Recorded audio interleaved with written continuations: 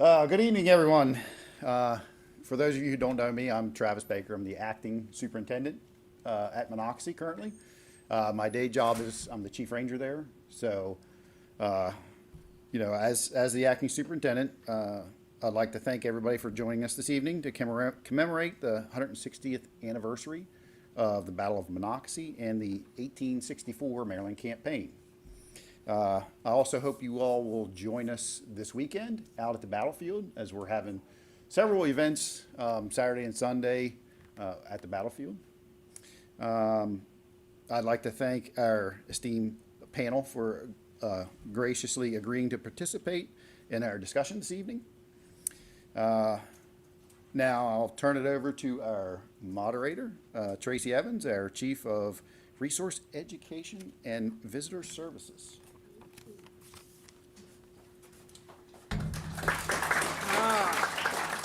Good evening, everyone. Thank you so much for coming out tonight and participating in our events that we're having throughout the weekend. And I'd like to, he's not in the room right now, I would like to thank Lance Duvall, if he is in here. He works with the city, and he helped organize all of this. And like he said, that there had been a flood at City Hall because their HVAC broke, which we absolutely understand. May or may not have happened in our building as well at some point. So we are grateful to them for all their help. And we're also grateful for our panelists who are here. We had done some Monocacy Mondays. Does anybody watch Monocacy Monday on our Facebook page? Couple hands. All right. So we had asked on that. That is a fun little video that Ranger Matt Borders does on Mondays. And one of the things we had asked people is if they had any questions that they wanted to be presented at this discussion. And then we also had a box at the visitor center that people could put questions in as well. And then we've actually talked to a few people and said, well, what do you think we should talk about? So we have a list of questions. If we get through some of this, we will open it up and see if anybody else has any questions. If you have a burning question, tell Travis. All right. So let me introduce our panel here. I can't. I want to be able to see everybody. So we have with us, and I'll try to do them in order here. Let's see. Dr. Jennifer Murray. And she is a teaching assistant professor at Oklahoma State University Department of History. Began her career at Gettysburg National Military Park. So sorry. Oh, my goodness. Yes. So she has worn the uniform as well. And we know that we have something in common because we are both alumni of, got our bachelor's degrees at Frostburg State University. Woo! Go Bobcats. A little love for them. All right. She has provided numerous presentations for Civil War roundtables throughout the states, podcasts, radio, and C-SPAN, as well as authoring On a Great Battlefield, The Making, Management, and Memory of Gettysburg National Military Park, 1933 to 2013.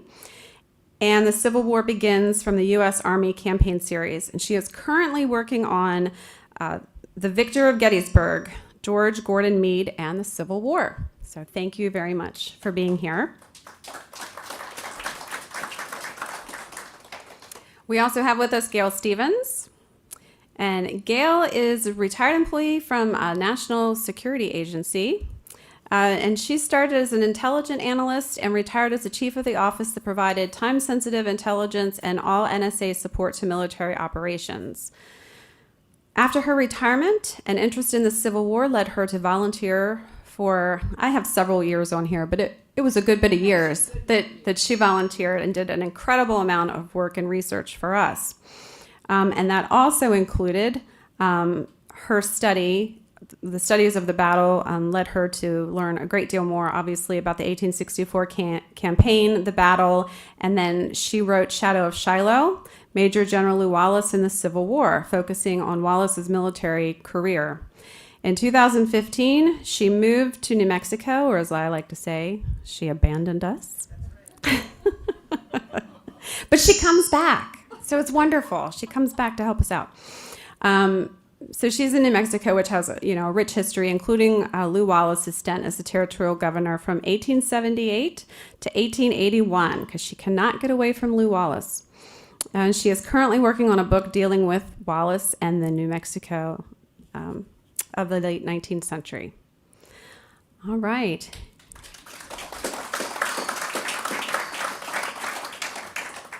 All right, and we're happy to have a fellow ranger with us, Ryan Quint, who received his BA in history from the University of Mary Washington in Fredericksburg.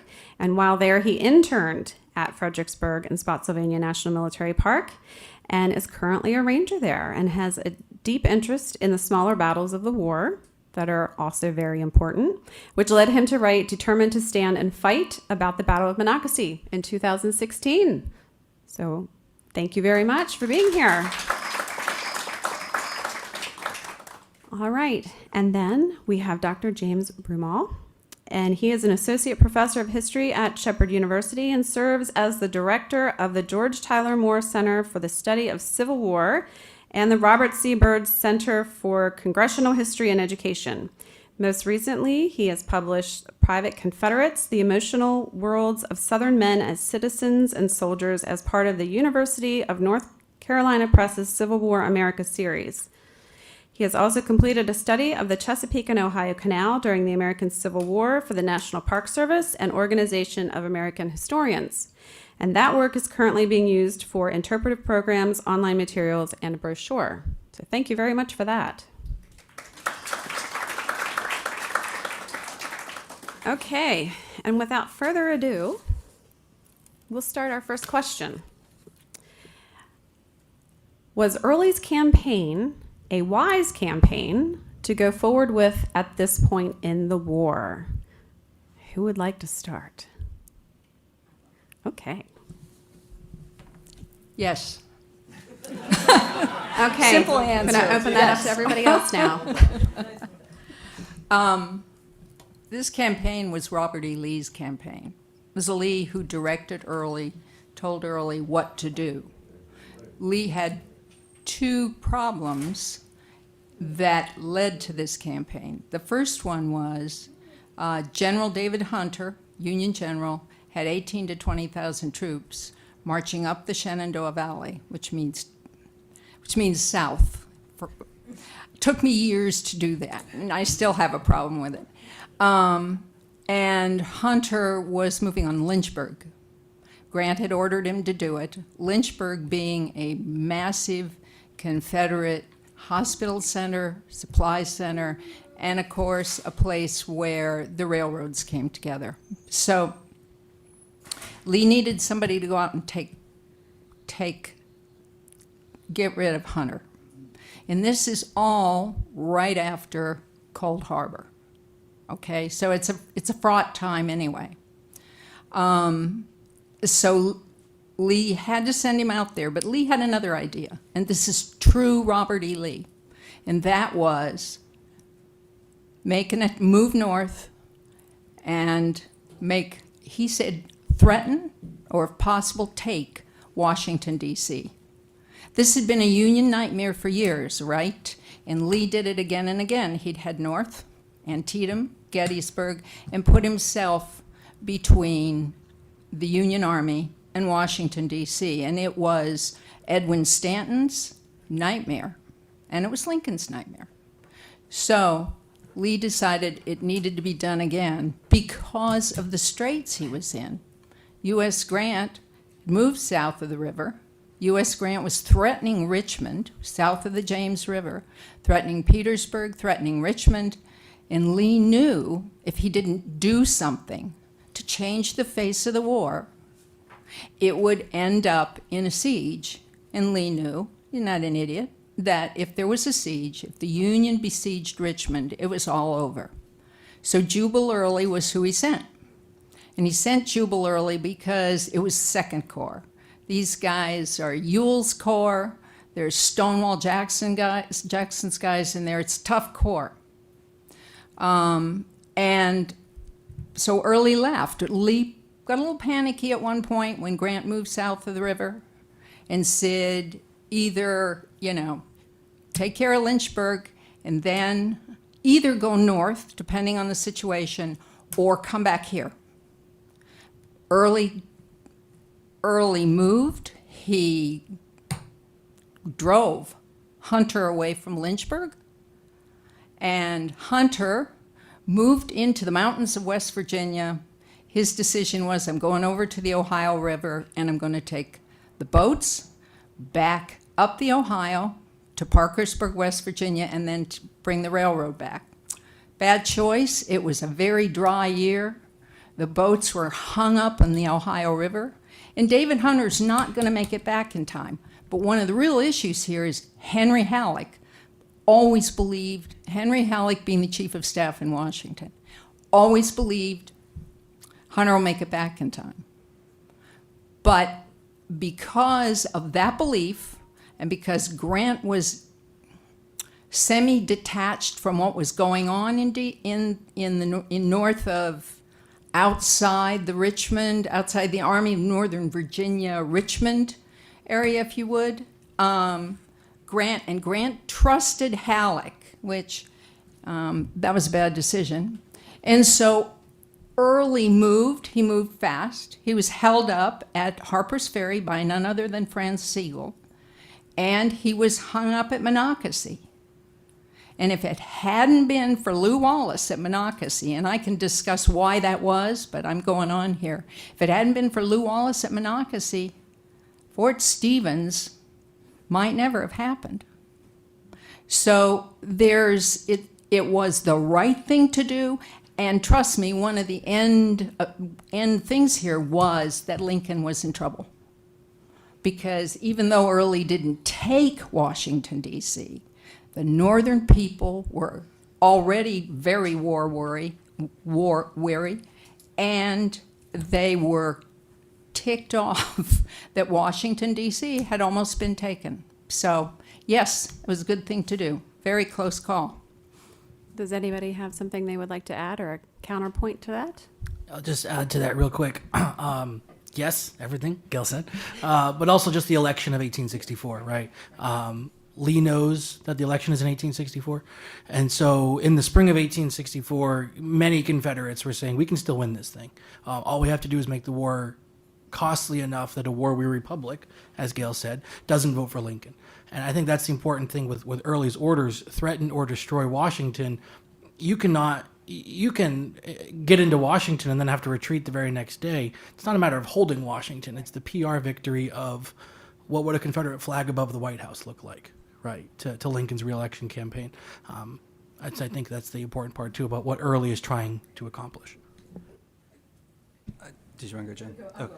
Okay. I mean, I think one of the things that's really hard for us is we know in hindsight, of course, what happens, right? But always pause the narrative at the time in which you're talking about. And so this point of the 64 election is vitally important. And again, it's hard for us, I think, at this distance to understand Lincoln being this president still under siege. You know, had things not unfolded as they had in Atlanta, had things gone otherwise with Early's campaign, Lincoln's Republicans did not do terribly well in the 1862 midterm elections. Things are still shaky among many peace Democrats throughout the North in 63 into 64. Lee can capitalize upon this. He's very much aware of what Northern newspapers are saying. The Copperhead movement had a bit of a resurgence in 63. It dies down a bit in 64. But there's still a lot of animosity toward that administration.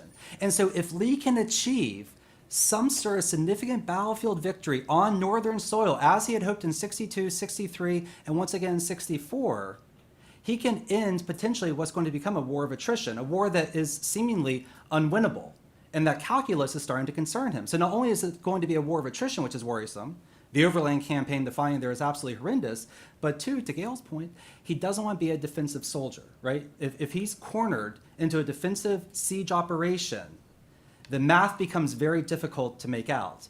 And so this isn't some desperate gamble in 64. This is a pretty calculated decision. It unfolds very quickly. He's very enticed by the prospect of those 17,000 men at Point Lookout There's this whole other potential expedition where they'd be freed. That would bolster his lines around Petersburg. So there's a lot of calculations that are going into Lee's thinking in 64. And just to reinforce this idea, it actually does make a great deal of sense that what happens is again, a deliberate, calculated decision. And ultimately, again, we know what does unfold. We know about the delays of Monocacy. We know about the delays of Harper's Ferry. But go back to that period in late June and early July, and then think at that point of what everything looks like, and then sort of start spinning the narrative forward. I'll just add a quick point of context to that, too. Tracy mentioned I'm working on a biography of George Meade, and I am aware he was not at Monocacy. So I see my point tonight kind of context, since I'm focusing on the Army of the Potomac, and I would encourage us, as we go through our conversations tonight, to think about these operations around Richmond or around Petersburg or up here in Maryland as intertwined, right? The war in Virginia is incredibly complex. This is not a sideshow, and it's not a distraction. Grant and certainly George Meade are thinking a lot about holistically the war in Virginia. And to the points that were already iterated, think about what had happened in the American Civil War at this point in Virginia. Jim mentioned about the Overland Campaign kind of reaching its culmination at Cold Harbor. The Army of the Potomac crosses the James June 15th and 16th. We talk about the Siege of Petersburg, which is 9 months. That's a 9-month siege of Petersburg. You have 9 different federal offensives to secure Petersburg. And by the time the Battle of Monocacy is fought, the Union Army has made 2 of them, right? June 15th to the 18th, and then again on June 22nd to the 24th. And they've not been able to capture the Cockade City. Strategically important. So for Grant and for George Meade, what happens here at Monocacy absolutely influences how Meade is able to conduct the Army of the Potomac's operations for the remaining months in and around Petersburg. And that's a critical point. So I hope we can talk about these theaters of war as intertwined, because they certainly were in 1864. Thank you very much. Actually touched on a couple of the questions that we had, so that was good. Does anybody have any questions that they would want to add to this particular discussion? All right. Oh, Point Lookout. Was that a serious part of this campaign? Just looking at the mileage required. It would have made more sense mileage-wise to go up to Fort Delaware and free the prisoners up there. I think so. Let's entwine that with something else though too, and that's transportation routes. So something that's often lost in these discussions is the B&O and the C&O. And I'm sympathetic to the C&O not only because I live right across the river from it, but because I did the historic resource site. So there's to Jen's point, we need to think more holistically here about Lee's options. He needs options at this point in the war. So can we disrupt the B&O? There's good attempts that are being made when Early begins his incursion. Can we disrupt the C&O? Good attempts are being made at that too. It's not as sustainable as he perhaps had hoped or expected, but nonetheless, canal operations are disrupted, rail operations are disrupted. It's an enticing idea to think of 17,000 men. How realistic is it? Probably not that realistic, but let's say we do meet success, on the outskirts of DC, what type of opposition would he face in this rural area going down towards St. Mary's? And so I think Lee's just trying to put some different options on the table. And I would entwine it in there. He definitely talks about it as an enticing idea. Realistically, that's hard to say. But think about the idea of going to the gates of DC. How realistic is that? One of the most fortified cities in the Western Hemisphere.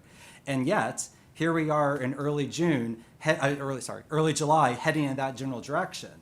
So there's some big gambles that are being undertaken here, which, to I guess Gail's point earlier, that's what Lee's known for, right? That's when he's operating at his best in many ways. And where he also faces some of his most catastrophic defeats. A large point. President Davis wanted to do this desperately, and President Davis had a naval crew ready to go to help inject sailors in that camp, and because the camp was manned by black soldiers, right? And both Lee and Davis thought, meh, they won't fight. Now, who knows? But Davis was for it. And so Lee would have had a very hard time saying, nah, I don't really want to do this. You don't say no to the boss. Right. And Bradley Johnson was, Lee called him a valiant soldier and a good cavalryman. And Bradley Johnson was a Marylander. And if anybody could get to Point Lookout and get there fast, it would be Bradley Johnson. Now, he couldn't. But, you know, it's one of those throws of the dice that the Confederacy is doing in 1864 to try to change the face of the war. So. All right, thank you very much for the question. All right, we're going to move on to a new question. Can you compare the Confederate Army in Maryland in 1862, 1863 to the 1864 campaign, and what changed? So I'll start us off, if it's okay. Okay. I think there's an incredible spirit of optimism in the fall, well, late summer of 62. At this point, Lee has seemingly done whatever he wanted. You know, pushes McClellan back off the peninsula, then defeats Pope's army soundly on the just south of D.C., and at that point initiates an incredible offensive measure, which seemingly is going to last throughout the fall, possibly going all the way into Pennsylvania. So there's just an extreme sense of optimism. There's also this hope that there is this latent Confederate sympathy within the Maryland populace that at that point Lee still believes is a possibility. Now, as we all know, of course, Frederick in particular was very cold to Confederate troops in 62, 63, and 64. He has a little bit of a warmer reception around the areas of Boonesboro and Hagerstown, but not by much. But I think what we're increasingly talking about here is a spirit or an air of desperation in 64, whereas in 62, it seems at this point he's getting exactly what he wants. He has the full trust and confidence of the Davis administration. That will change after 63 to some extent. And so it's a radically different context for these campaigns. And I could bounce it back over to you all to continue. Is that cool? Okay. Yeah. What I think about the Army, the Confederate Army in 1864, is these guys are tough. They're fighters. They've been doing this for years now, and they want, this is a chance. This is the golden glimmer of hope. And those guys had to be excited. And to do what they did physically, if you read about this battle and the heat, they marched almost 200 miles just to get to Monocacy. And they did it between June 13 and the 8th of July. So these guys want to do this. There's hope there. There's a promise. Because they've been through this horrible overland campaign of death and death and death and death. And suddenly they're released to go. And a lot of them were former members of Stonewall Jackson's army. A lot of those guys. They loved to be back in the valley. And then, of course, part of the army was valley soldiers. So we're looking at hope here. And we're looking kind of, if you think about it, if you're a soldier, would you rather sit and watch the cannons and fight over and over again? Or would you like to march and see how far you can get, how fast? And that's what they were doing.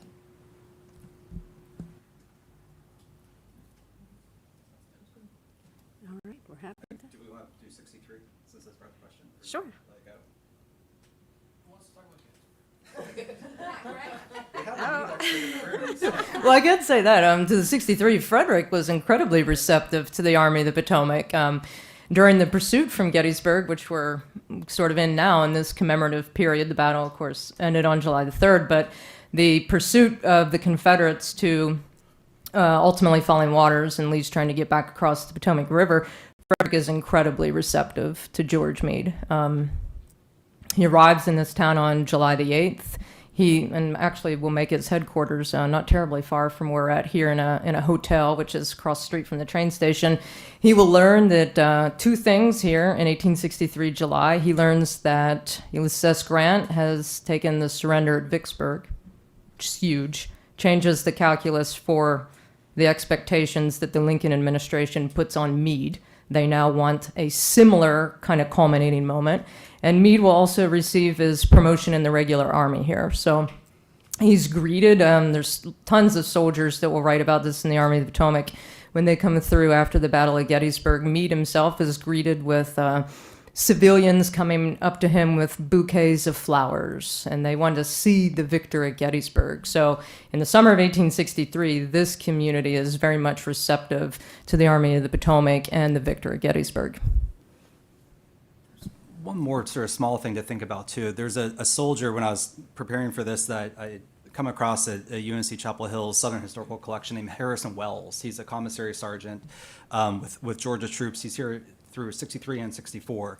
And one of the things that he makes note upon when he writes to his fiancée, Molly Long, is how the landscape itself, though, is changing pretty radically with the war. And so think about this, Washington County has that fabulous website, Crossroads of War. We're in an area in which massive numbers of troops are coming through at 3 critical points during the war. I live in Shepherdstown. Early, of course, crosses right through there on the 4th and 5th of July. And so while in some of these areas there aren't major battles being fought, these are areas where armies are sitting and occupying, they're eating off the land itself in some cases has become lacerated with shot and shell from previous battles. And so the land is impacted, as are the people impacted by these campaigns. And so as we're getting to this point at 64, the soldiers themselves are noting that the populace is, to this broader idea, a bit war weary. The landscape itself shows the scars of these previous campaigns. And so there is this sort of long-lasting afterlife when the armies may have moved out. The land itself still has a lot of healing to do. And so it's just something to kind of keep in your mind as you think about these movements in these areas, how that's impacting the communities over the long durée. And again, Harrison Wells is this great diarist and letter writer who makes note of that and writes about to his fiancée. Okay. Any follow-ups? Hand back here. But isn't it also true that these regiments that came with early were sadly depleted? And when you compare them to 62 and 63, they were remnants of their former selves. Yeah, I guess that touches upon my home park, which is Fredericksburg, Spotsylvania, right? We're talking about the armies in the aftermath of the Overland Campaign. You're absolutely right. I mean, you have many Confederate regiments that are averaging 150 guys here in Monocacy. Yeah, I mean, Gordon's division at Monocacy, which does the heaviest fighting, about 3,500-ish. And he's got like the remnants of almost 30 regiments under his command. So on paper, he should be in command of 30,000, and he's in command of 3,600. Yeah, so but even then, these guys have been through the ringer, and I think one of the questions later is what are their experiences in the Overland Campaign? But even then, they're still optimistic to come north. They're moving again. They're in the fertile areas of Maryland again. They're still optimistic, right? They're still happy to not be in Virginia anymore. So same for the Union Army, right? There are Union soldiers in the 10th Vermont who are more than happy to be on transports away from the dust of Petersburg. So they're both happy to be on the move. Just a small fact I encountered while getting ready for this. Ewell's Second Corps, which was what Early would have before the start of the Overland Campaign, was 17,000 men. The end of the Overland Campaign, it was 7,000 men. So they lost, and of course, there's this thing called the Mule Shoe at Spotsylvania, which did them in. So these guys have seen death, but they're willing to fight. That's why I said they were tough, but they're also ever so happy to get away from that blasted ground. I'm sure they were, and march and fight. I think, too, it's important to sort of step back a bit. And while these losses are indeed catastrophic, there's a really important book that the historian at WVU, Jason Phillips, wrote some years ago called Die Hard Rebels. And one of the things that he traces is this ethos of invincibility that many of these Confederates feel in 64 and into 65. There are guys after the breakthrough at Petersburg who still think at some point Great Britain or France is going to intervene, that there's still hope for this war to continue. And so while these losses have been catastrophic, and while we keep talking about this spirit of optimism, it almost seems naive, I think Phillips has some really convincing evidence. J. Tracy Powers has another fabulous book on Lee's Miserables. There's a strong belief that what they're doing will bring the war to a sound conclusion for the Confederacy. that they will be victorious. And so these campaigns are absolutely necessary for that. And they can make sense of that loss as ultimately part of this end goal that they're trying to achieve. That's the means to the end. Okay. I'm going to move on to the next question. This is slightly different. How do the experiences of Ricketts and Gordon as commanders compare during the Overland campaign prior to their meeting at Monocacy? I guess I'll start with that one. Let's talk about Wilderness and Spotsylvania for a second. Ricketts' division goes through the ringer, first at the Wilderness and then again at Spotsylvania. If you look at the Battle of Monocacy, Ricketts' two brigade commanders are William Truex and Matthew McClellan. Neither of them were in command of their brigades at the beginning of the campaign. Both of them are replacements because of losses sustained in the Wilderness and at Spotsylvania. At the Wilderness especially, it's John B. Gordon doing the damage. On the second day of the Battle of the Wilderness, Gordon leads a flank attack. He gets caught up in the 6th Corps, which includes Ricketts' division. So they get pretty roughly handled. Same thing at Spotsylvania a few days later. Now it's Gordon's men who are getting caught up in this maelstrom, and that's the Mule Shoe on May 12th, which is when 20,000 or so U.S. soldiers attacked the Mule Shoe salient at first light on May 12th, and in the blink of an eye, the entire Confederate force just disappears. Gordon is forced to elevate in command because of those heavy losses. Richard Ewell has a mental breakdown on May 12th, 1864. He's slapping soldiers with his sword, and Robert E. Lee says, "How can you expect to command these soldiers when you can't even command yourself?" And so the Overland campaign is heavily impacting both the commanders, Ricketts, Gordon, and others, but people who have to step up behind them, who have to take command, who necessarily weren't ready for command, right? So yeah, we talk about the Wilderness and Spotsylvania, and we throw out statistics like 60,000 combined casualties in 2 weeks. Just think about that for a second, right? 60,000 people in a combined 2 weeks of operation, and we're just getting started, right? So. Well, I will say this. They both benefited. Ricketts, after the Battle of Cold Harbor, was breveted Major General. And John Brown Gordon became a full Major General in the Confederate Army because of their contributions. Ricketts at Cold Harbor and Gordon at Spotsylvania. I do love this. Lee wrote that Gordon was one of the best brigadiers in the Army. And he said, because he had such amazing audacity. And I thought, aha, the man has found his double. But Ricketts had a tough time in the war. He was wounded several times. He was captured at Bull Run because he was wounded with his artillery, and he spent months in a prison in Richmond. And he was wounded badly again. And Ricketts just had a hard time, and I think he was hitting his stride in the Overland campaign. He, at Monocacy, I read a lot about him. He's a tough guy. He's a seasoned soldier, and he's not easy. He and Lew Wallace, who was a political general and rather more of a conversationalist, found Ricketts very hard to get along with. But he did write, I knew when I saw this man that I had a veteran soldier and I had help. So and Ricketts didn't even get breveted Major General until after the Battle of Monocacy.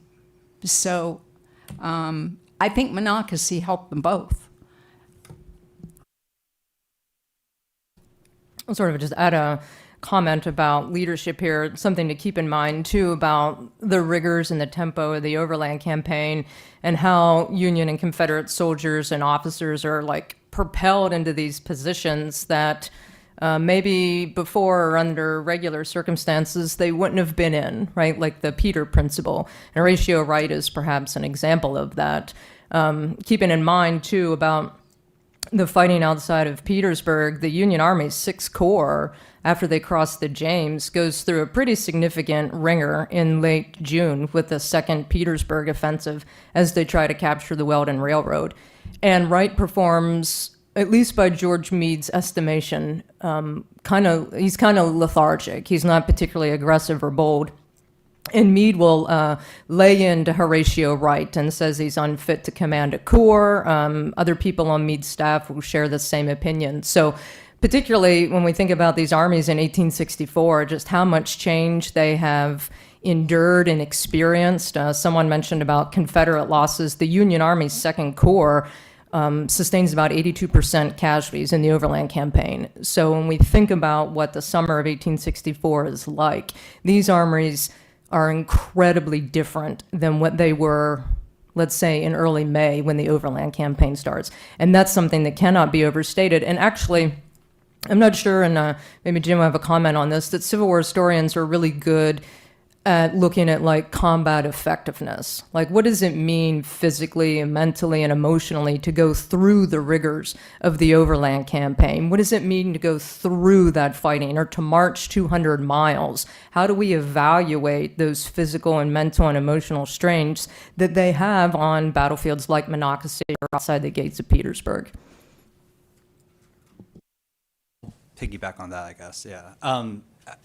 I think at this point, what you often see in soldiers' letters, especially in the ANV, not only is there still just a tremendous spirit of esprit de corps and a strong morale, but they write home fully embracing the status of veterans and veteranhood. And with that came incredible hardships that by 63 and 64, they feel as though they've become transformed by them. And they almost revel in it. They almost revel in the filth and the depredation and the lack of food stuff, but also the camaraderie and the determination to bring this to some sort of resolution. And so while it is daunting, some of the mileage that's covered in these very compact periods of time, incomprehensible, the degree of thirst, malnutrition that the men were experiencing, they also write home very proudly of that, Union or Confederate, often embracing an ethos of sacrifice. They saw themselves as sort of elevating cause above their individual identities, and that ultimately trumped all other concerns. And so while, again, in the face of it, it is incredibly hard to understand, especially something like the Overland Campaign and there is real long-term trauma that some soldiers do face, but also in the letters home, there's this degree of confidence, and they do fully embrace the status that they've achieved of these hardened veterans, these hardened men, and they've leaned into it fully. All right, thank you very much. And we'll move on. What was Lee's reaction to early successes and failures during this campaign, and how did the events at Monocacy and Fort Stevens influence Lee's strategic decisions?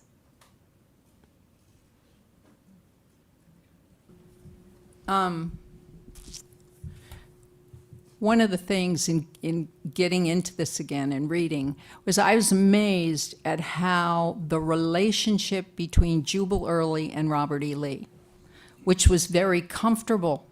Now, you couldn't imagine two more different men.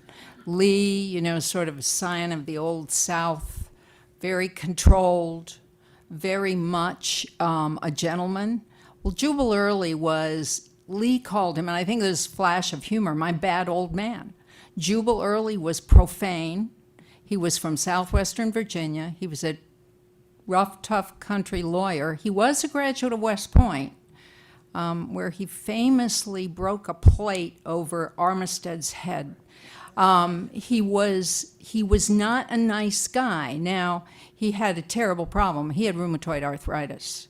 That makes you hurt, pain, and that makes you angry.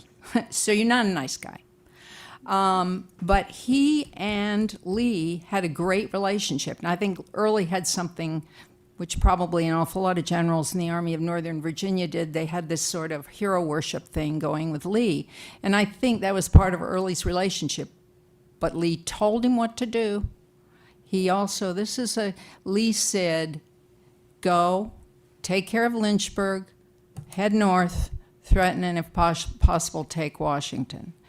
And during that whole time period of going down the valley, through Virginia, moving on Fort Stevens, their relationship.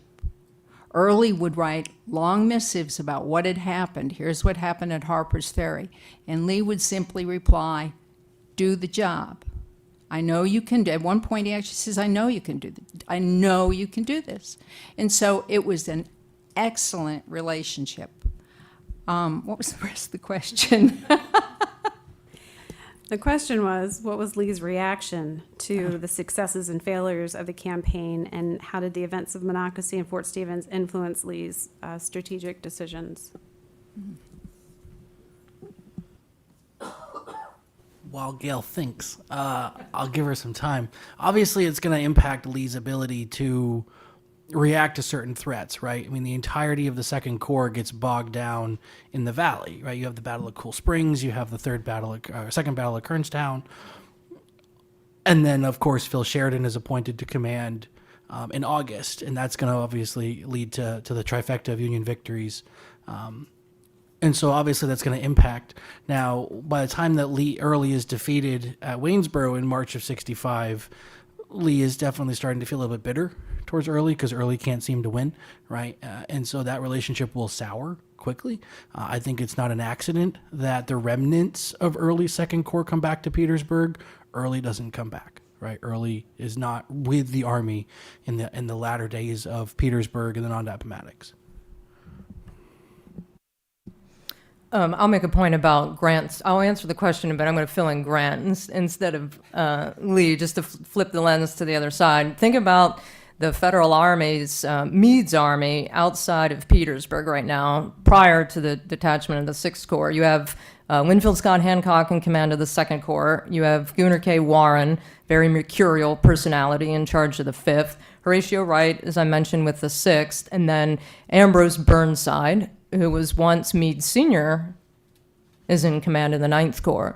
And then you mentioned about Sheridan, and maybe we can come back to that in a second. But think about, for Ulysses S. Grant, how complex the state of Virginia is.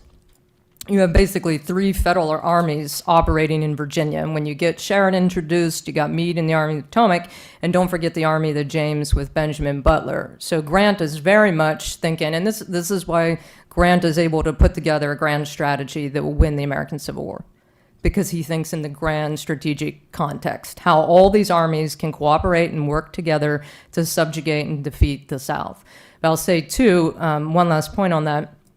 George Meade is definitely thinking about the operations and how it impacts his army. He sees an entire corps go. An entire corps of the Army of the Potomac is moved on transports to go deal with something else. That's 11,000 men. So when they're thinking about ways to get to Petersburg, which will result in the 3rd Petersburg offensive, you all would know it better as the Battle of the Crater in late July, Meade says, I don't know if we should attack that position now, those entrenched Confederate positions. Maybe we wait until the 6th Corps comes back. Meade wants the 6th Corps to be recalled back. And Grant says, no, we're going to move forward, and operations will continue, and of course they do, to continue to strike the logistics in and around Petersburg. But again, just thinking holistically, these are not disparate theaters. This is not a sideshow or a distraction, because Ulysses S. Grant is definitely thinking about what's going on in Monocacy in the summer of 1864. So Lee reacted calmly to what happened at Monocacy. I'm not sure. He never, during this entire period, the relationship with Jubal Early was great. When Early left D.C., Lee simply told him, go back to the valley, fight. Go back to the valley, stay in the valley, and fight. I need you up there. Now, I want to talk about the Union part of this. One of the things I did in my time at Monocacy was go through the ORs page by page on this campaign and the reactions at City Point, trying to pull the Union reaction back, because from the beginning, the Union reaction bothered me because it was slow and it was confused. And the central character in all that was the Chief of Staff in Washington, D.C., Major General Henry Halleck. Now, John Marszalek wrote a fine biography of Henry Halleck, and he called him a great administrative general, which is absolutely true. And at this point, the problem is U.S. Grant counts on him to keep track of what's going on up here and to make sure that, and to tell Grant when he'll need things. And Henry Halleck totally fails. Henry Halleck believes from the first time, June 30th, the president of the Baltimore and Ohio Railroad warned Stanton there is a Confederate army in the valley. When Stanton told Halleck, Halleck said, David Hunter will be there. Well, David Hunter was on the Ohio River. That's a long ways from the Northern Valley. And David Hunter, as I said earlier, wouldn't make it back. But Henry Halleck, throughout this campaign, kept telling Grant, Henry Halleck will be back. And Grant got some bad intelligence from his folks down at City Point because on the 5th of July, he says, Early's here. So we have this command confusion, and it results in artillerists being sent from Washington, D.C. to Harper's Ferry with their guns. Artillerists, that's what Washington, D.C. needed to defend itself. And they were sent, and they arrived at Harper's Ferry on the 6th of July. That's when Halleck sent them there, on the 6th of July, when Jubal Early was already moving out toward the gaps in South Mountain. It's that kind of stuff that created Monocacy, because Lew Wallace knew an army was coming. He had no idea how big it was, and most important, he didn't know whether Baltimore, which at that point was the third largest city in the United States and an important industrial and shipping center, or Washington, D.C., was in the Confederates' guns. So Wallace came out here. He brought every man he could find, and that was only 2,800 because, like the defenses of Washington, D.C., the Middle Department had been stripped of trained personnel. And so Wallace had this motley crew of Ohio 100 Days men, a new Maryland regiment, and he managed to pull them to pull in some 8th Illinois Cavalry guys to help him. And those guys told him, no, there's a big army out there. And he began telling Halleck, this is what's going on. But Halleck also hated political generals. Lew Wallace was a political general writ large. Halleck ignored Lew Wallace, ignored him, except to ask Wallace to get some horses for the cavalry that was being remounted in Washington, D.C. It was crazy. And what happened? What did Lew Wallace do here?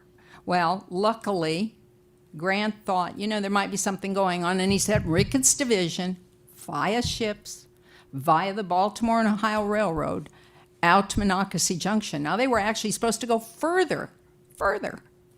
But Lew Wallace seized the 1st Brigade, Truex's brigade, off and said, I need you here because the Confederates are right there across the mountains. And they began fighting. But still, and Wallace would write about that, and Halleck would still ignore it and say, don't worry, Hunter's coming.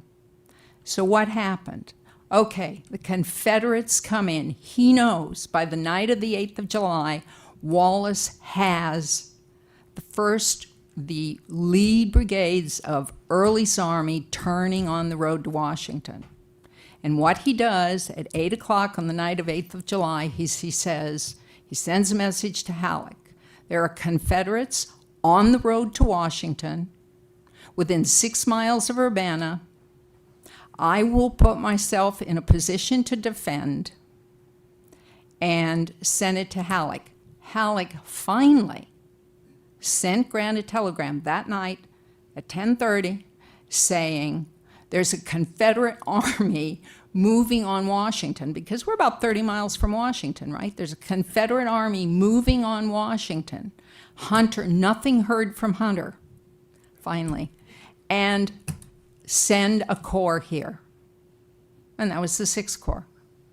And that is what Lew Wallace really did down there to save Washington, D.C. Because without that message, Grant never would have gotten those troops there in time to reinforce Washington. And yes, Washington had defenders and defenses, but they were mostly 100 days men.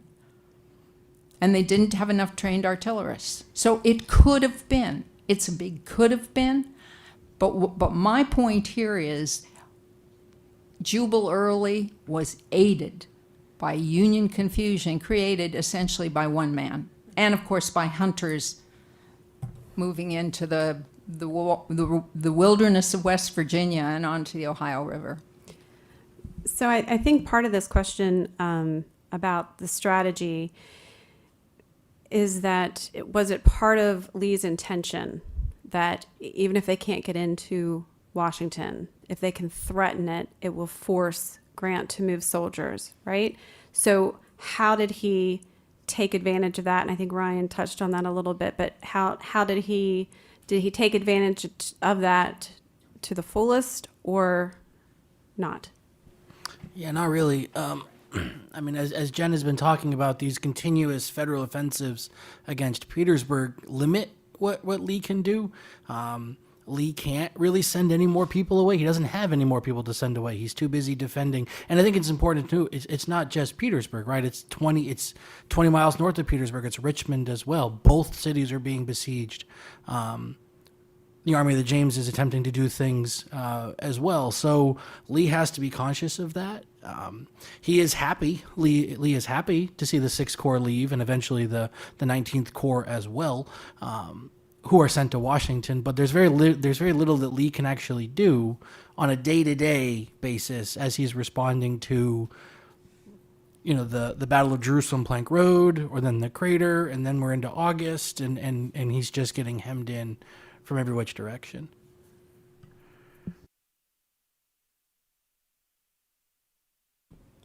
All right, we will move on.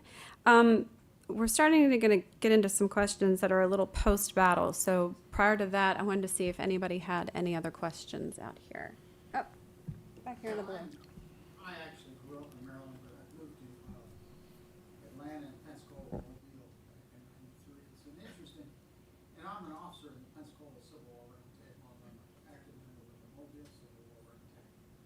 It's very interesting, we're only 30 miles down the road, but the attitudes of the folks that are members of the Mobile, as opposed to Pensacola, is very interesting.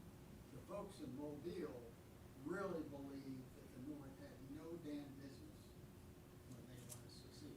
But let me just make a quick analysis. When you talk about Jubal Early being disagreeable, hard to work with, a lot of the Southerners blame Hood. Hood was of the same type of character. He was hard to deal with, but Jefferson Davis wanted a general that would hit hard against the Union forces. So they pulled Johnston. But Johnston, in the end, in the memoirs of Grant, said that was the best move that the South did by moving Johnston out of the way, because Sherman wanted to draw blood with Hood. But anyway, it's an interesting comparison with Jubal Early as well as Hood. And a lot of Southerners hate Hood. They blame the loss of Atlanta and the campaign, especially Franklin, solely on Hood. Here. Excuse me, wasn't Hood badly wounded He was. and taking a lot of drugs? I mean, we have to give these guys a break.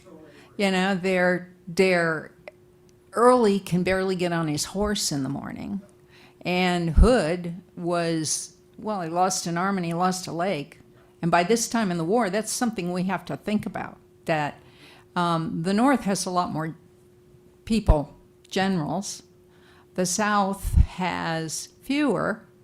And but there were Northern generals who weren't necessarily, who were wounded and in bad shape. I think Ricketts was not in great shape. He'd already been wounded twice. So we have to start thinking about that. And that affects the way you make decisions, how you hurt It's just, I mean, we want to think we're all brave and tough and whatever, but when you hurt like that, you make bad decisions. No, excuse me, you have a question? I'm just wondering, we're speaking about this battle that saved Washington. How does that, I don't want to use the word narrative, but the story of the battle that saved Washington, how does that run into the political ramifications of the battle, of Jubal Early knocking on Washington's door at Fort Stevens? Yes, they were turned back, but like someone said earlier, the mere prospect of them being there was enough to scare people. What sort of effect did that actually have on Lincoln and people's a view of the war moving forward? I'll take it broadly, I guess, and then maybe I'll turn it over. It's certainly going to play into the northern populace's thinking. But I think the important thing, too, is that we have to sort of play that narrative out a bit longer, right? Like, we have to get into the fall now, and we have to start thinking holistically about what's going on in the West, what's happening there, and that there is this extreme soldier's confidence in the Lincoln administration. One of the major transformations that occurs during this conflict is it's a war that begins with the preservation of the Union. It ends with the war for the destruction of slavery.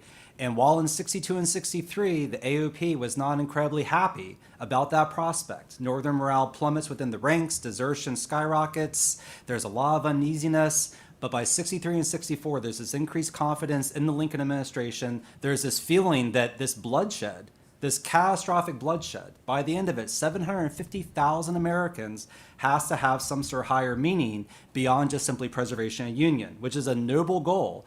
But I think there's this new investment that we see, especially in the soldier vote, which they come out in droves for the Lincoln administration.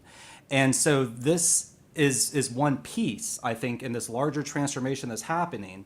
But that said, if we, again, rewind and go back to June and July, it's chaos. Civilian populations are fleeing from cities. They're potentially mobilizing troops in Pennsylvania and in Maryland against this invasion of an unknown number, unknown quantity. This is the third time that the Confederates have had their way seemingly on northern soil. And so again, if we take the longue durée, we can see a major transformation that's unfolding here, and that the repulse is part of a broader narrative of successes. And it is important that ultimately Washington does stand, and that Fort Stevens does hold, and Lincoln is there to see it. And that too emboldens, I think, populations, the stories of the near shot and so on.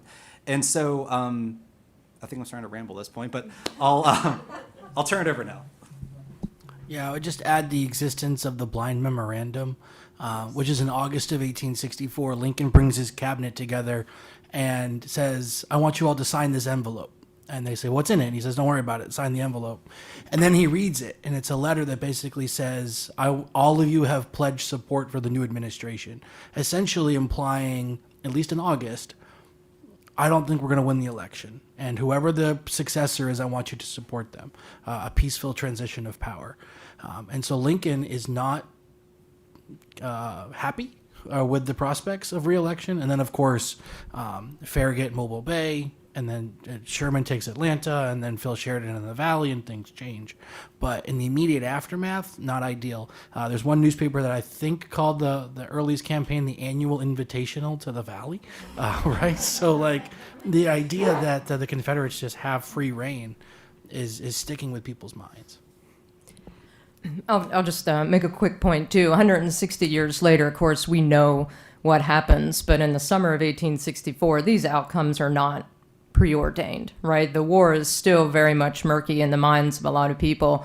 Some Union soldiers, particularly sitting around the entrenchments at Petersburg, are frustrated that the recruitment in the North is not going particularly well. 3-year veteran soldiers, their terms are up. Make no mistake, the Army of the Potomac in, let's say, August 31st or September 31st, the fall of 1864, numbers about 58,000 men. 58,000. It is no way in composition or quantifying raw numbers the Army of the Potomac that won at Gettysburg. Not even close. Winfield Scott Hancock, talking about men who were wounded, Hancock never recovers from his wound at Gettysburg, and he will leave the army in November of 1864 to do what? To go recruit new men, to go recruit new soldiers.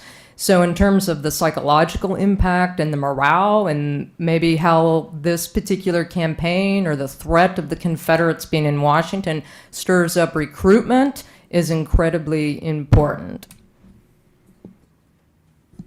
Just one last point about this, and that is the moment of this summer, the moment after Early almost takes Washington. That time reminds me a bit of what's going on now, and that is that Democratic politicians were unhappy with Lincoln, and they were making a great stir in the papers. And people were tired, people at home were tired of the war. So there is this fraught moment for Lincoln, who tells a friend, I think I'm going to be badly beaten. And a lot of this is just the right now, because you got your politicians working against you, some of them, and you've got this problem, his Republican politicians, and you've got this problem with people who are, at the Overland campaign was horrifying to people. So that will smooth out when Sherman takes Atlanta and on. I would take a little side note here and take it to the state level and the impact of Early's campaign at the state level, and perhaps what would happen with the legislators and rolling out certain rules for the election, and how the possible income that or impact that may have had on the new Constitution in Maryland.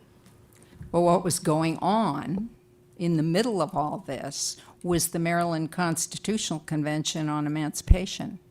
And they were arguing over emancipation. And one of the things that happened was after Early came through, they got angry.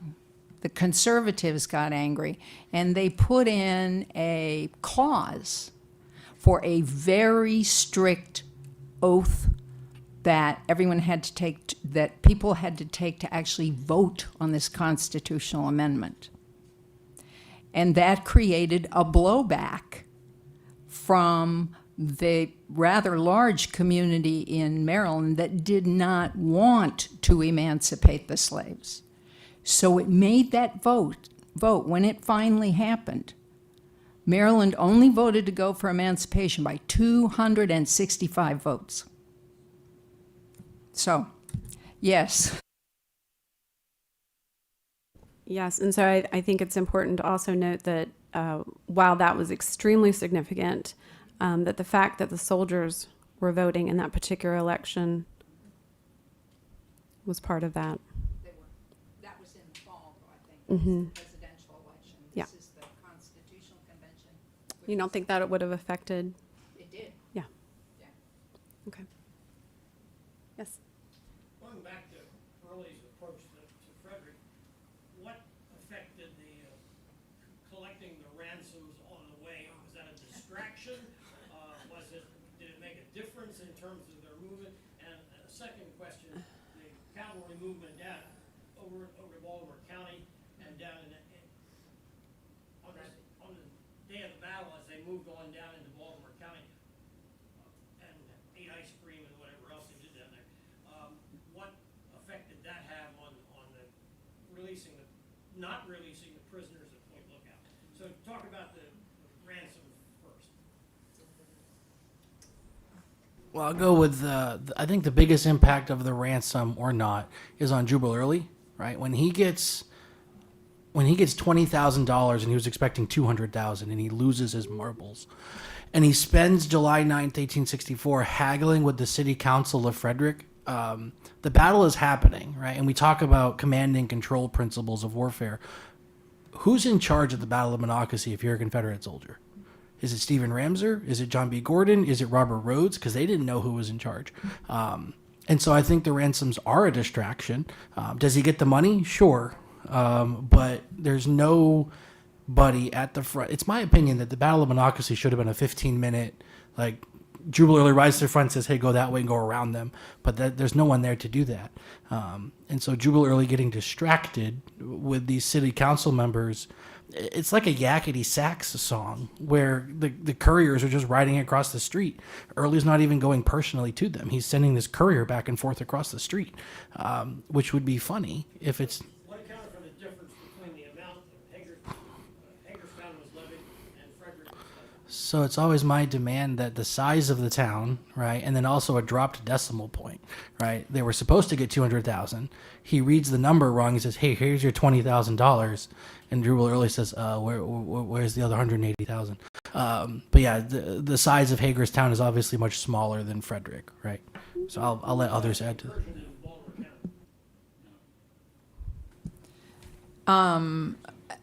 I think the ice cream and all that stuff distracted Bradley Johnson's guys, part of whom were Harry Gilmore's guys. They're the ice cream guys. I don't think Bradley Johnson had a chance. It was a long, long, long ride. And by the time he left, it was almost time for him to come back. I mean, he didn't get enough time.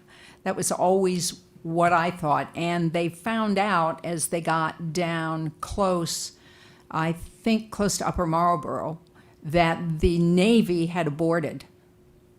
The Navy never made it. And so it would be just them, and it was too late by then. And Early actually sent a message to Johnson and said, come on back. I do think Early was engaged in the battle, but I think he got engaged too late. The battle started with John McCausland, and he ordered McCausland the night before to make that attack. So McCausland came across, and I think Early thought, like everybody else in that army, this is only militia. We don't have to worry about anything here. So he sent John McCausland, who had 1,150 troopers, so that's not a bad number. And he said to him the night before, you go seize that junction. And so then McCausland attacked, and I don't think Early came in until late in McCausland's attack. Didn't come down and watch because he was haggling about the ransom. The ransom thing was stupid, but Early started doing this stuff. Remember when he went back to the valley, he sent McCausland up to Chambersburg to either get money or burn it.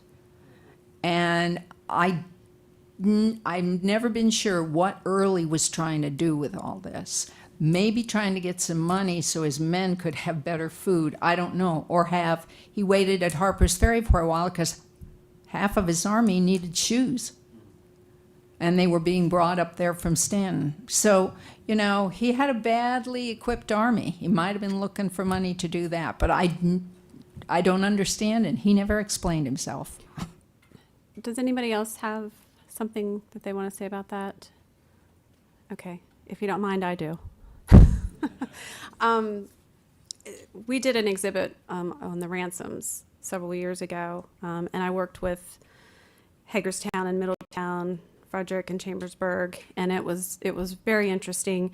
And in looking at the campaign and looking at some of the soldiers' letters and what happened in these towns, and this is just purely my opinion, but the sense that I sort of got is that the intention was 20,000 in Hagerstown, and that as they went, Middletown's really small, so they weren't going to count for that.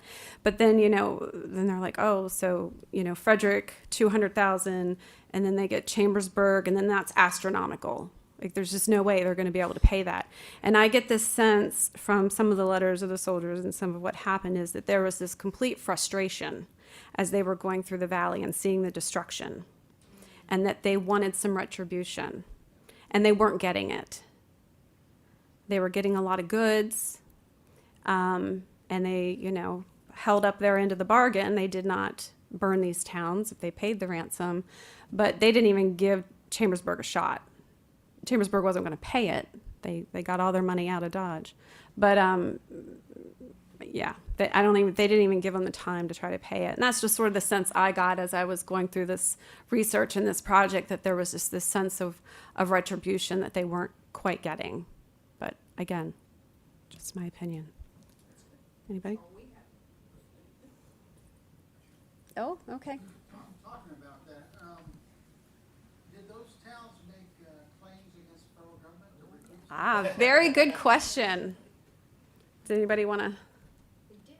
They did. And they have, even in the recent past, tried to put forward bills for repayment. But much like the war reparations, it had to be the the Union Army who caused the damages to benefit from reparations. And it wasn't the Confederate Army. Pretty much the same as Antietam, where the people's farms were destroyed by the Confederates, Yes. and they tried putting a claim against the federal government. The federal government said, well, we can do that. Yes, and that happened with the families at Monocacy as well. Interestingly enough, most of the war reparation claims from the families at Monocacy deal with 1862 instead of 64. But they could have made an argument for any year of the war, either army. So I don't think that really helped them out, but it did provide them one way or the other. They could make a claim. The loans were not paid off until the 1960s. 1951. 51? Yep. I thought Middletown took longer. Well, Frederick was 1951. Remember, Bradley Johnson practiced law here, so who would have known better where the money was than a practicing attorney in Dixon? You were here? So I kind of waited too long for this, but because I didn't hear Gail's comment about Henry Halleck. But everything I read on Monocacy, it always seems like Grant reacts at the last possible minute to what's going on up here. Does any of that have to do with his relationship with Meade, and it's become strained, and he thinks he's tunnel visioned into having to control the Army of the Potomac from down there? That's a great question. That is a very good question. And fewer relationships are as important in the Civil War than the Meade and Grant relationship. And historians have often cast it such that Grant takes complete, not only strategic, but also operational and tactical control of the Army of the Potomac since his arrival in March of 1864. That's not the case, right? That's very much overstated, and Meade continues to retain a tremendous amount of autonomy over the Army of the Potomac, both in the Overland Campaign and then also for the 9-month Petersburg siege. Grant is at City Point, which at a minimum is about 8 miles from Meade's headquarters. And then as the Army continues to move west, like to the South Side Railroad, that distance expands. Meade will write that he goes weeks without seeing Ulysses S. Grant. So I think we have this perception as a way to kind of minimize Meade's role that Grant is very heavy-handed in the operations of the Army of the Potomac. And he is in the operational level, but it leaves a lot of the tactics and the planning and the detail to Meade. But I do think, for Grant, he's balancing 3 federal armies in Virginia with ultimately Sheridan and Meade and then Butler. And that's tremendously complex, not to mention all the other federal armies that he's looking out west. So I like your question, and I like your thinking on that relationship, and that's an important, productive, and successful one. But I don't see any evidence in the primary sources that maybe his lethargic response is because he feels like he needs more oversight of Meade, particularly not in early July, because they're in between offensives, right? The second Petersburg offensive is over, and they haven't yet planned for the third, which would be the Battle of Crater in the late part of the month. So relatively speaking, by the time Ricketts and then the Sixth Corps is detached, it's relatively quiet in and around the federal trenches at Petersburg. The issue was Henry Halleck. If you want to know why things got mishandled in the Monocacy campaign, the issue was Henry Halleck, who simply could not make up his mind. Hunter's coming. We don't have to worry. Oh, wait a minute, I think I'll send these artillerists out to Harper's Ferry because there's an army there. And he would constantly say to Grant, I think Hunter's coming. Well, maybe he isn't. I think Grant was probably confused by this relationship with Halleck. The thing that always bothers me is he did not bother to get rid of Halleck until way after this. When this had happened, Early had gone back to the valley. He'd finally had to put Sheridan in command, which was the best thing he did for this part, for the Shenandoah Valley. And then, and only then, did he propose to the administration that Henry Halleck be sent to the Department of the Pacific because he was good at civil and military administration. And the administration startlingly refused to do that. I have no idea why. One more question back here. How does Early playing the blame game post the failure at Fort Stevens and just the campaign in general affect his relationship with his division commanders and brigadier generals? And then how does that also lead into the Valley campaign as well? Yeah. Well, I'll say so let's look at the Monocacy order of battle, right? Stephen Ramseur is killed and Robert Rhodes is killed. They're both killed in the valley, so that's a big question mark. If you read Gordon's memoir, not well. And Gordon goes into beef with Jubal Early for the wilderness. He goes into beef with the ambulance in the back. Hold on. He goes into all these criticisms he has with Jubal Early. Now, a lot of that is probably Gordon writing his memoirs in his own fashionable, I was the one who did everything correctly, which is interesting to read sometimes. So yeah, it's a good for Gordon. We can say definitively it sours the relationship, but I think Rhodes and Ramseur are question marks because they were killed before they ever had a time to write an official report or an after action or a memoir or anything like that. Okay, thank you. Anybody else? All right. How does the outcome of this seemingly small battle, and some may cringe when I say that, I understand, have on the outcome of the war, and why have many prominent Civil War historians overlooked it? Because 270 exists. Yeah, I mean, we're talking about an era of preservation, right? Congress creates the first 5 major ones in the 1890s. We're talking about, if you can think of a major Civil War battlefield, Chickamauga, Chattanooga, Shiloh, Antietam, Gettysburg, or Vicksburg, that's the 1890s. Monocacy doesn't come around until the 1930s, right? And then, oh boy, it's the Great Depression, and then 270 happens, and you just lose the battlefield. And so I think you also have a problem of Stonewall Jackson's not here because he's dead, and people love Stonewall Jackson. And I know because I work at Chancellorsville. And then it's not Gettysburg, right? And so I think all of those things are domino effect against Monocacy between the public consciousness and the memory. I wish it was opposite. I love this place. I think this is a really cool story, but it's overlooked because of those other issues. If it hadn't been for a guy named Frank Cooling, who's not here, writing a book called Jubal's Raid, this could be a lost place. And I've always thought what you needed to become a famous battlefield was blood and a general everybody loved. Well, there weren't. We have Lew Wallace, we have Jubal Early, and we don't have a lot of blood. And so this is an important campaign. It's not just the battle, it is the campaign. It is an important campaign. It shows a lot about Robert E. Lee, about Lee's army in 1864, and it really gives great insight into the Union High Command at that point, and how passive Lincoln was, and how relatively passive even Edwin Stanton was, and how everybody said, well, it's Henry Halleck over there, who was untrustworthy, to say the least. And so this campaign demonstrates a lot, but because it's not Gettysburg, it's not Antietam, it's not Shiloh, it almost falls on the forgotten list, and that's too bad. I've been talking about this for years. I'm not going to stand up and scream anymore, though.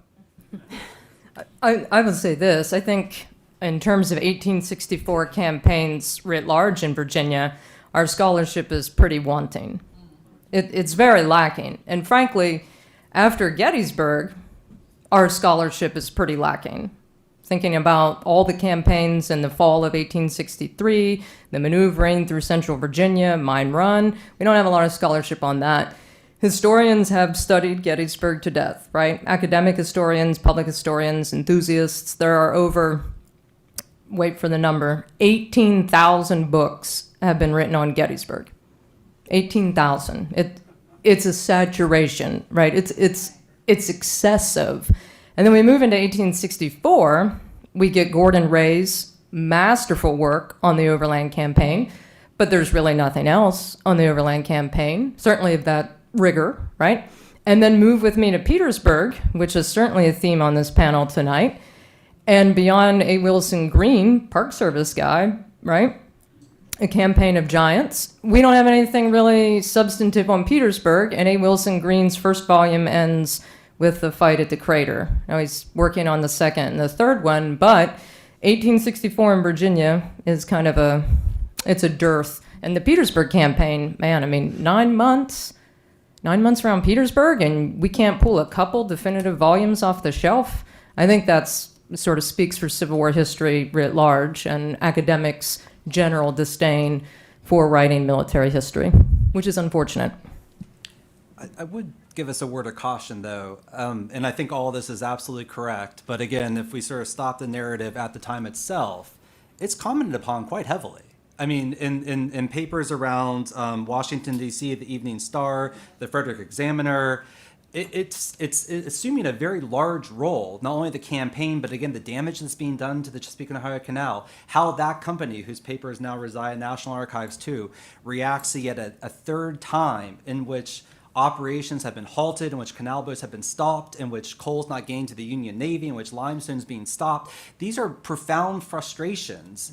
Harrison Wells, again, soldier I've already referenced once. I was just going back to find the quote. This is a man who was at Gettysburg, who was part of the 1862 Maryland campaign. And he takes this time again to write to his wife and his fiancée at this point. Taken all together, our raid was very beneficial and successful. So he's looking upon the loss almost as something that was the reverse. We damaged the B&O and also the canal. We captured many supplies and stores and whipped them badly on their own soil at Monocacy, and demonstrated to the world that we could spare men enough from our own besieged capital to seriously threaten theirs. Such results cannot be without some weight. And so again, you know, if we go back to 64, it does assume this large role. And I think all the reasons why it maybe recedes somewhat in the public mind is quite correct. But my exposure to it was the fact that I moved to Shepherdstown in 2015. Early's incursion is well marked there by signage through Civil War trails. And then from there, just interacting with the city of Frederick and this region, I mean, it's assumed a pretty outsized role. And so, you know, we'd be remiss if we didn't congratulate the National Park Service for everything they've been doing recently, especially with the 160th anniversary, certainly, but more broadly. So, you know, kudos to you all for bringing it out into the public consciousness in ways where it perhaps has receded somewhat. But I would just caution us a bit that while Gettysburg does loom quite large in the public psyche, and while the veterans themselves certainly chose that as the space of commemoration, all of these other sites mattered. You know, these are on their battle rolls, these are on their flags, these are in their memoirs. And we have some pretty important people here that do talk about it in the post-war era in pretty powerful terms. And so let's, you know, I guess be mindful of some of the ways in which it has been remembered and is a pretty essential part of how the year of 1864 unfolds. Can you speak a little bit more about the soldiers' perceptions of the battle and the immediate aftermath and then moving forward the rest of their lives? Union soldiers who fought here have lots to say about it. and Gail can talk about this too because she gathered many of them. Confederate sources can be very frustrating because if you're not in Gordon's division, you kind of watched the battle. With the exception of the sharpshooters under Blackford at the Jug Bridge, you kind of watched the battle from afar. And so that was frustrating when we were doing research. They would just say, and then we went to Frederick and there was a battle and we just kind of watched it. Union soldiers, however, wrote about it tons. The 10th Vermont, the 14th New Jersey, tons of ink were spilled on what they did here. They wanted the world to know what they did here. Veterans came back. The Medal of Honor recipient, George Davis, came back in 1913, 1914-ish and visited the Thomas Farm and explained, like, here's where we were, and I was over by the bridge. And so they came back here. They wanted to remember what happened. So that, of course, they're going to spend time talking about this place. Which is good to have, but you always want more, right? You're always searching for more. And I'm going to turn it over to Gail, but I just want to make a note. Gordon himself notes that this is one of the fights where success depends largely upon the prowess of the individual soldier. And there's a Union counterpart that has a similar quote. This is a soldier's fight. And that's a very interesting sort of, I think, interpretation and understanding of this battle, which in turn highlights why I think many of the men who did fight here do make note of that fact and talk about it in some detail. But I'll just have a quick one. If you come to the battlefield, you'll see that there's a Pennsylvania monument, there's a 14th New Jersey monument, there's a 10th Vermont monument. And so those guys and the others, the 9th New York Heavy Artillery, one of the commander of the 9th New York Heavy Artillery was William Seward's son. So that lives, and I went to the Seward house in New York State, and it is full of his son's uniforms and many, many letters about Monocacy. So it was a big deal to the Union soldiers, and yeah, the Confederates just The 87th Pennsylvania, a lot of those guys were from York County. Right. Which is next door. Right. And came back frequently. Right. We make a comment, we owe a great deal of gratitude to Senator Mathias and Congressman Byron for all the work that they did in their time in elected office to get the battlefield up and running again. Yes, they saw what was coming. Yes. That was my question I wanted to ask. Centennial was just, as we all know, 1964. And there was hardly anything here. I didn't quite understand everything. Here we are in the panel discussion, the 160th anniversary, things that are coming up, and we're having this discussion. Who were some of the individuals that were instrumental in this battlefield preservation of this area?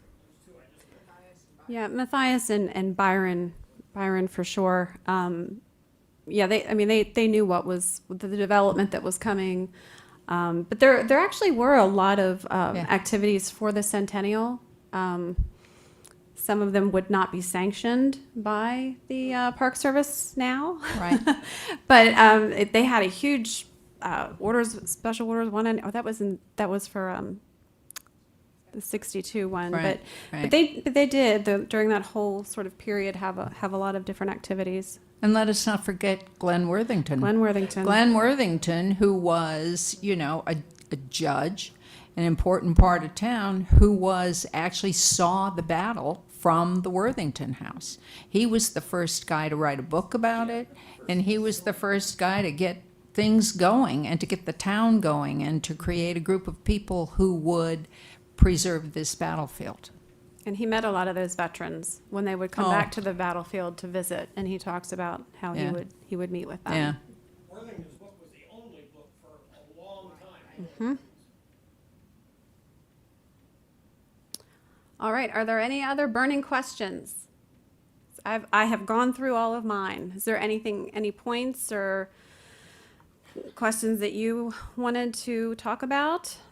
If not, I'll ask for closing remarks. If anybody has anything else that they would like to say about the campaign and how you would like it to be remembered.